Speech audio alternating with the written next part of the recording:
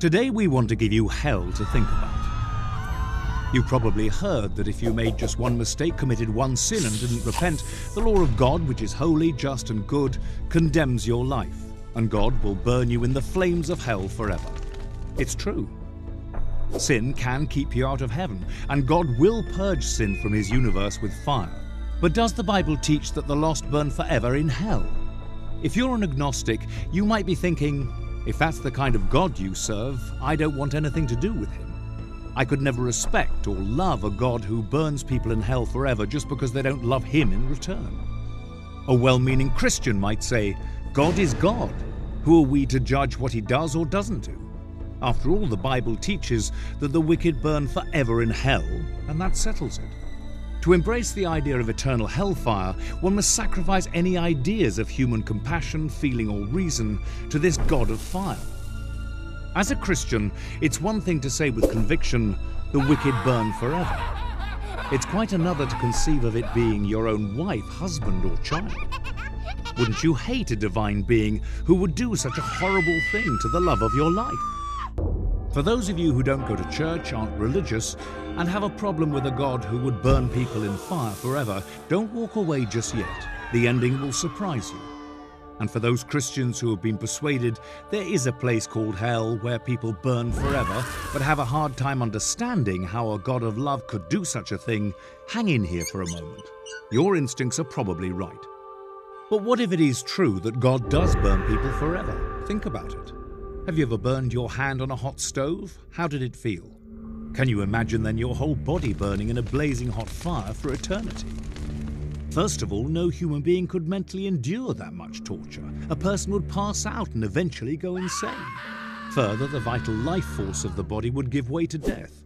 But if by some miracle you lived in the fire forever, what do you suppose you'd be thinking about God during your endless suffering? Knowing that for a brief 70+ years of sin, you must suffer one of the worst forms of torture known to man forever.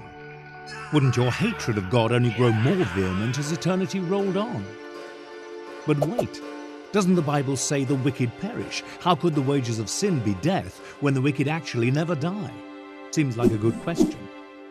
If there was an eternally burning place called hell, sin and sinners would have to be miraculously suspended in a state of extreme torture forever, where their imprecations and curses against this God of love will continue as long as he exists. Thus, God would immortalize sin and sinners for eternity. Have you ever thought about how fire works? The chemical reactions in the fire are self-perpetuating. The heat of the flame itself keeps the fuel at ignition temperature, so it continues to burn as long as there is fuel and oxygen.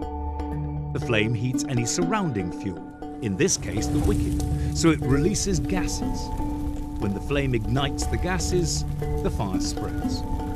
Fire is self-perpetuating, which means as long as there is fire, it burns until nothing is left. So here is the logical conclusion. In order for people to live more than a few minutes or seconds in a fiery furnace, God would have to create a miracle to keep the physical body from being consumed by the fire. Otherwise, no one could live more than a few moments in the inferno. And no human being has the vital force to withstand that kind of pain more than a few minutes. It is logical to conclude then, if you believe in the doctrine of eternal hellfire, you must also accept the fact that God tortures people forever.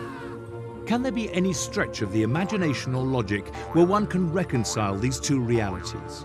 That God is love, and he burns people forever. These ideas are mutually exclusive. Either God is not a God of love, in which case he might burn people forever, or he is a God of love, in which case he would never burn people forever. How many billions of people have gone to Christless graves? Are they all doomed to suffer the wrath of God for eternity? And further, could you love or trust a God like that? A God who says, if you don't love and obey me, I will burn you forever. Could a woman ever love a husband who told her, honey, if you don't love me, I will torture you as long as you live? Wouldn't the very thought of a love for her husband be destroyed by such a statement? How then can we expect people to love God with this same sentiment ringing in their ears? If you don't love and obey me, I will torture you forever. When challenged on this point, however, many Christians say, who are we to tell God what he can and cannot do? He is God, and he has a right to do whatever he wants. But according to the Bible, he would never do anything that wasn't just and righteous. The very character of God is maligned when we say he burns people forever. And that is exactly what the dark side wants. Another question: would justice be served by burning a human for eternity in the flames of fire for the bad things they did in this life? Note God's comment on the subject. This is what the Lord Almighty said: administer true justice and show mercy and compassion to one another. And Moses said, for all his ways are justice, a God of truth and without injustice. Job said, he is excellent in power, in judgment, and abundant in justice. He does not oppress. God's own testimony of himself is that he only acts in a just way. And shouldn't the punishment fit the crime? Even a godless secular society understands this obvious fact. If a shoplifter steals lipstick and a person kills someone, shouldn't the punishment be different? How just then is it to say, any human who even commits one sin and does not repent will burn forever? There's a fascinating passage in Malachi that says, the wicked will be ashes under the soles of our feet. It is literally true. When fire reduces a substance to its final chemical state, all that is left is carbon or ash. The earth is recreated after the fire does its cleansing work, and the wicked will literally be reduced to carbon. You know, just like when someone is cremated and all that is left of what was once a real living person is a small box of ashes. But what about the eternal hellfire spoken of in the Bible? The answer is simple. Jude said that the destruction of Sodom and Gomorrah by fire and brimstone are, quote, set forth as an example, suffering the vengeance of eternal fire.